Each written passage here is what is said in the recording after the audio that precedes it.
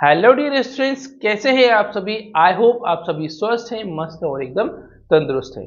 So friends, आज की video में हम बात करने वाले हैं थेल्स प्रमेय के बारे में, जो कि हमारे 10th क्लास स्टूडेंट्स के लिए मोस्ट इंपोर्टेंट क्वेश्चन है, बहुत ही महत्वपूर्ण प्रश्न है।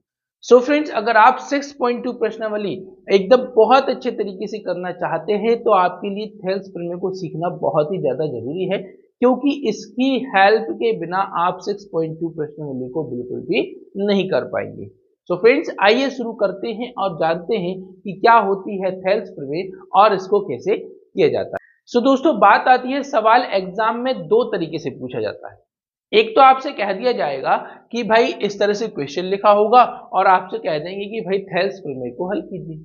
दूसरा तरीका ये होगा कि आपसे कहेंगे कि थेल्स प्रमेय का कथन लिखकर उसको सिद्ध कीजिए।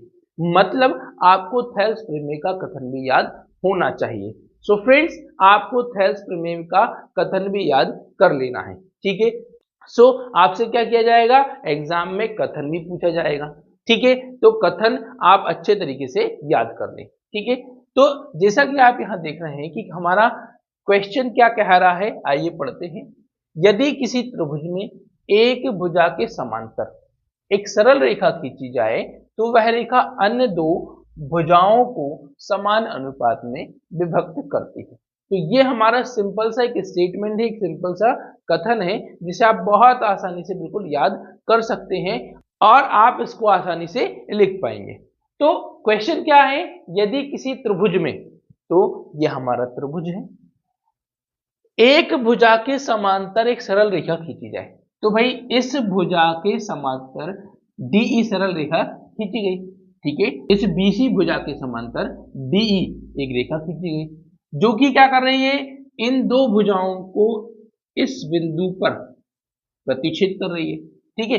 अब जहां पर ये अन्य दो भुजाओं को प्रतिच्छेद कर रही है, तो वह रेखा अन्य दो भुजाओं को समान अनुपात में विभक्त करती है, ठीक है। क्या हो रहा है, यहां से ये दोनों भुजाएं समान अनुपात में विभक्त करती हैं, यहां पर हमें यह सिद्ध करना है। तो आइए सवाल को शुरू करते हैं। तो सबसे पहले शुरू करने के लिए हमें क्या लिखना होगा, दिया है। तो आप सवाल में क्या क्या दिया है वो लिख ली। तो आपको सबसे पहले त्रिभुज एबीसी दिया हुआ है, आप त्रिभुज एबीसी लिखें और उसमें आपसे सबसे पहले क्या कहा गया है कि भाई डीई भुजा बीसी भुजा के समांतर है, ठीक है। तो आप यहां ये भी लिख दें कि डीई भुजा जो है बीसी भुजा के समांतर है, ठीक है। अब इसके बाद आपको क्या करना है, सिद्ध करना है। तो क्या सिद्ध करना है भाई, तो सिद्ध करना है में लिखेंगे कि इस भुजा का अनुपात इस भुजा के अनुपात के बराबर है। मतलब AD बटे DB बराबर AE बटे EC, ठीक है। तो ये हमने यहां पर लिख लिया है ना। मतलब AD बटे DB बराबर AE बटे EC, ये हमें सिद्ध करना है, ठीक है। दोनों का अनुपात हमें बराबर दिखाना है। अब इसके लिए पहले आप क्या करेंगे, ठीक है, क्या करना है, इसके लिए आपको क्या करना है, रचना करनी होगी, ठीक है, कंस्ट्रक्शन करना होगा। अब रचना कैसे करनी है कि भाई आपको क्या करना है, इस डी वाले बिंदु से एक इस वाली भुजा के ऊपर लंब खींचना है।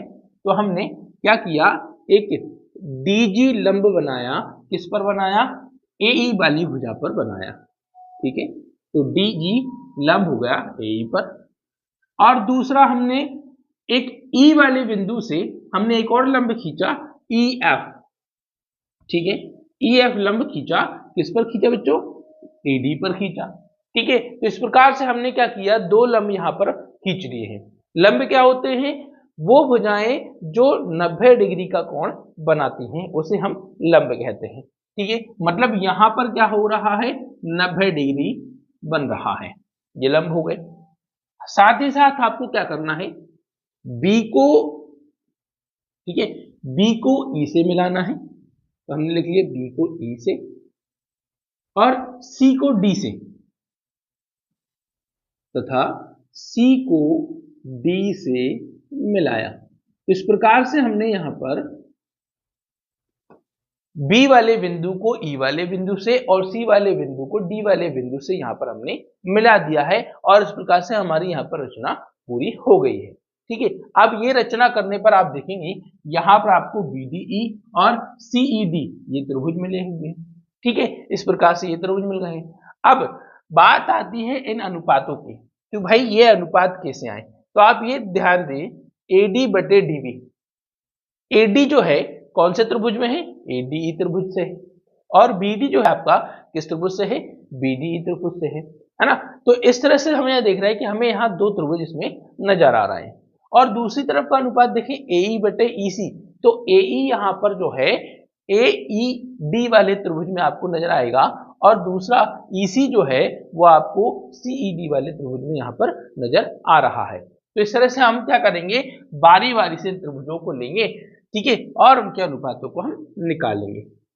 अब दोस्तों अनुपात बराबर करने हैं, लंब डाला गया है तो उनका भी कुछ काम होगा, तो हम यहाँ पर क्या करेंगे, एक फॉर्मूला यूज करेंगे। ठीक है, कौन सा फॉर्मूला, हम फॉर्मूला यूज करेंगे समकोण त्रिभुज का क्षेत्रफल। ठीक है, कौन से, समकोण त्रिभुज का क्षेत्रफल का सूत्र हम यहाँ पर यूज करेंगे। अब समकोण त्रिभुज के क्षेत्रफल का सूत्र क्या होता है दोस्तों, तो वो होता है 1/2 गुणा आधार गुणा ऊंचाई। ठीक है, 1/2 इंटू बेस इंटू हाइट, हम यहाँ पर ये फॉर्मूला यूज करेंगे। ठीक है, तो आइए शुरू करते हैं। तो सबसे पहले हम क्या करेंगे, त्रिभुज ADE तथा त्रिभुज BDE, इन दोनों त्रिभुजों को हम ले लेंगे। यहां पर हमने ये दो त्रिभुज ले लिए हैं, तो बात करते हैं क्षेत्रफल की, इसकी क्षेत्रफल की, तो त्रिभुज ADE का क्षेत्रफल,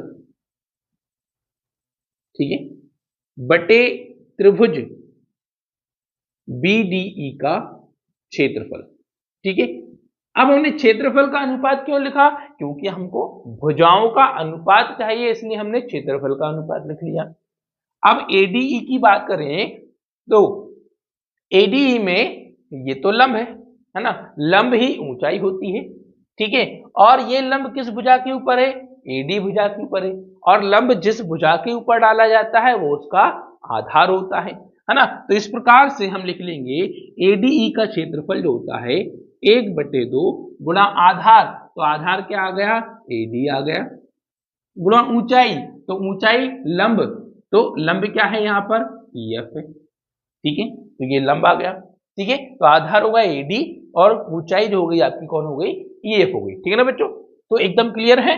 अब इसके बाद हम क्या करें, इस BDE का क्षेत्रफल और लिखें, तो BDE का क्षेत्रफल देखिए, BDE त्रिभुज तो ये है। अब BDE त्रिभुज की बात करें जो कि आपका कुछ इस प्रकार से बना हुआ है। ठीक है, तो BD और E, तो आधार आपको साफ नजर आ रहा है, कौन है, DB यहां पर आपका आधार है, तो लिखेंगे 1/2 गुणा, ठीक है, तो DB। अब बात आती है भाई इसकी ऊंचाई कहां पर है, तो आप जब भी देखेंगे तो ऊंचाई कहां से देख रहे हैं हम, E से इसका लंब खींच रहा है। ठीक है, E से कहां खींच रहा है, F पर खींच रहा है, तो इसका लंब भी कौन हुआ, EF, है ना। इस E वाले शीर्ष से हमने लंब खींचा था जो कि इसकी ऊंचाई को बताएगा। ठीक है, तो इस प्रकार से हमने इसका लंब भी मतलब इसकी ऊंचाई भी हमने लिख ली है। अब क्या करें हम भाई, 1/2 से 1/2 को काट देंगे, EF से EF को काट देंगे, तो यहां पर आपके सामने सिर्फ बचेगा AD बटे DB, और इस प्रकार से आप इसे समीकरण एक नाम दे देंगे।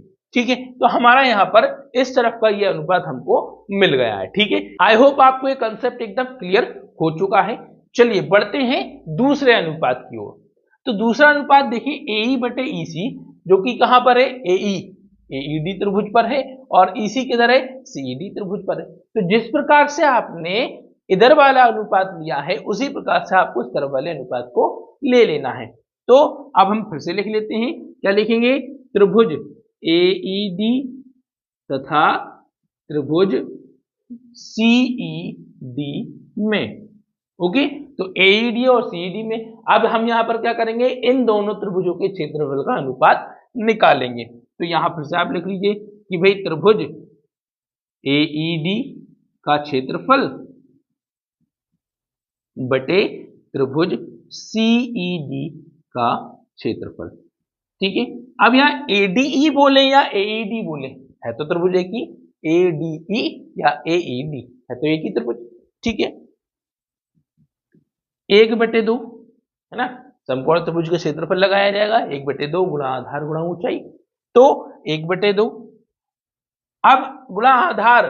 तो भाई एईडी की तरफ से जब इस तरफ से बात करते हैं, इस डायरेक्शन से बात करेंगे, तो भाई इस डायरेक्शन पर क्या होगा, लंब ये है हमारा, और लंब ही ऊंचाई है ना, क्या है, लंब ही ऊंचाई है, ध्यान रखिएगा, लंब ही आपकी ऊंचाई है, इसलिए, और ये ऊंचाई किस पर है, ये लंब किस पर है, वो है एई पर, है ना, तो आधार हो गया एई, और लंब ही ऊंचाई है, इसलिए डीजी उसकी ऊंचाई हो गई। ठीक है, फिर सीईडी की बात करें तो सीईडी का क्षेत्रफल, है ना, तो क्या होगा 1/2। अब बात इस तरफ से करें तो सीईडी, तो इस तरह से आपको त्रिभुज दिखाई देगा। तो भाई आधार की बात हो तो आधार क्या है, ये है, सी ही कहें या ईसी कहें। ठीक है, तो ईसी इसका आधार हो गया, ईसी।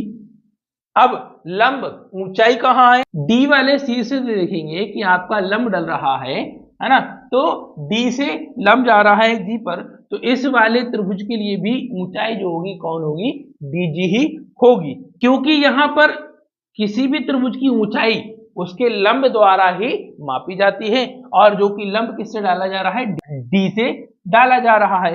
तो यहां पर हमको यह अनुपात मिल गया है। फिर क्या करना है, 1/2 से 1/2 काट दिया, डीजी से डीजी को काट दिया, तो यहां पर फिर आप देखेंगे क्या बचा, एई बटे ईसी यहां पर बचा हुआ है। ठीक है, इसको भी आप समीकरण 2 नाम दे दीजिए। तो इस प्रकार से हमने देख लिया कि भाई हमारे पास हमें 2 समीकरण मिल गए हैं, और दोनों समीकरणों में हमें क्या मिला है, ये अनुपात मिल गए हैं। ठीक है, यहाँ एडी बटे डीबी ये मिल गया है, एई बटे ईसी यहाँ पर ये मिल गया है। अब बात आती है भाई इन दोनों को बराबर करने की, कि भाई ये दोनों बराबर कैसे होंगे। तो उसके लिए आपको क्या करना होगा, एक चीज और लिखनी होगी। क्या लिखना होगा, तो भाई आपको क्या करना है, हमें इन दोनों अनुपातों को अब बराबर करना है। तो सिर्फ अब यहां देखें आप, त्रिभुज बीडीई और त्रिभुज सीईडी, ये दोनों त्रिभुज आप देखेंगे तो दोनों ही त्रिभुज आपको एक ही आधार पर नजर आते हैं, जो कि क्या है, डीई है, और डीई जो है बीसी की समांतर भुजा है। ठीक है, मतलब क्या हुआ, दोनों त्रिभुजों का एक उभयनिष्ठ आधार है, और दोनों त्रिभुज क्या है, समांतर भुजाओं के बीच बनने वाले त्रिभुज है। ठीक है, तो हम यहां लिखेंगे, चूंकि त्रिभुज बीडीई तथा त्रिभुज सीईडी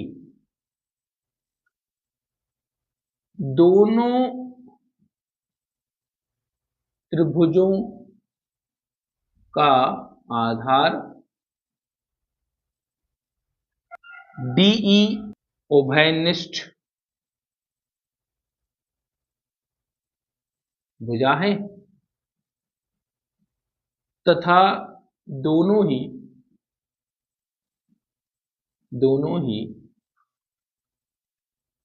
समांतर भुजाओं डीई समांतर बीसी के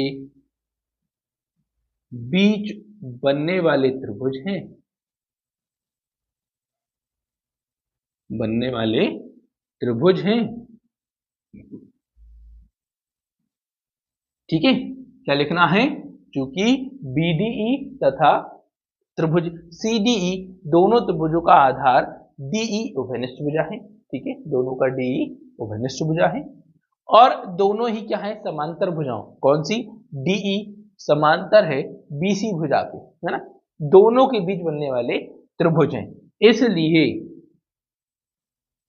क्या दोस्तों, इसलिए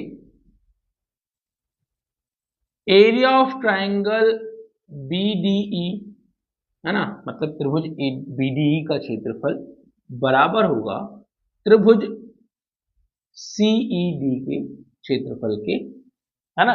क्यों? क्योंकि दोनों का अभिनिष्ट आधार है, दोनों ही समांतर भुजाओं के बीच बनने वाले त्रिभुज हैं, इसलिए दोनों का क्षेत्रफल भी क्या होगा, बराबर होगा। और इस प्रकार से हम देखेंगे कि हमारे पास पहला समीकरण, दूसरा समीकरण और ये तीसरा समीकरण, इन तीनों समीकरण की मदद से हम कहेंगे, क्या कहेंगे, समीकरण 1, समीकरण 2 व समीकरण 3 की मदद से हम कहेंगे कि भाई AD बटे DB बराबर AE बटे AC है ना। इस प्रकार से हमारी यहाँ पर ये थेल्स प्रमेय जो है सिद्ध हो जाती है। ठीक है, तो मतलब हमने यहाँ पर इस थेल्स प्रमेय से, जिसे हम आधारभूत अनुपातिक प्रमेय भी कहते हैं, मींस इंग्लिश में कहें तो बेसिक प्रोपोर्शनल थ्योरम, जो है हमने सीख ली है और समझ ली है। और इस प्रकार से हमने जाना कि भाई जब किसी त्रिभुज में, ठीक है, थेल्स प्रमेय हमें क्या सिखाती है, ये कंसेप्ट भी आप एकदम अच्छे से समझ लें कि भाई जब हम किसी त्रिभुज में एक भुजा के समांतर एक रेखा खींचते हैं तो वो अन्य दो भुजाओं को समान अनुपात में विभक्त कर देती है, समान अनुपात में बांट देती है, मतलब कि इन दो भुजाओं का अनुपात समान होता है। थेल्स प्रमेय हमें यह सिखाती है। ठीक है, अब अगर आपने थेल्स प्रमेय के कंसेप्ट को अगर बहुत अच्छे से समझ लिया है तो अब आपको 6.2 प्रश्नावली के सवालों को करने में कोई भी परेशानी नहीं आएगी। इस प्रमेय की मदद से, इस थ्योरम की मदद से आप 6.2 के सारे सवालों को एकदम आसान तरीके से, एकदम सिंपल तरीके से कर लेंगे। सो आई होप आपको थेल्स प्रमेय बहुत अच्छे से समझ में आ गई है। वीडियो पसंद आई हो तो वीडियो को लाइक जरूर करें, चैनल को सब्सक्राइब करना ना भूलें और वीडियो को ज्यादा से ज्यादा लोगों तक शेयर करें ताकि ये इंफॉर्मेशन और भी लोगों तक पहुंच सके। वीडियो के अंत तक बने रहने के लिए आप सभी का बहुत बहुत धन्यवाद। इसी के साथ मिलते हैं अगले वीडियो में एक नए टॉपिक के साथ। तब तक के लिए वंदे मातरम, जय हिंद, जय भारत।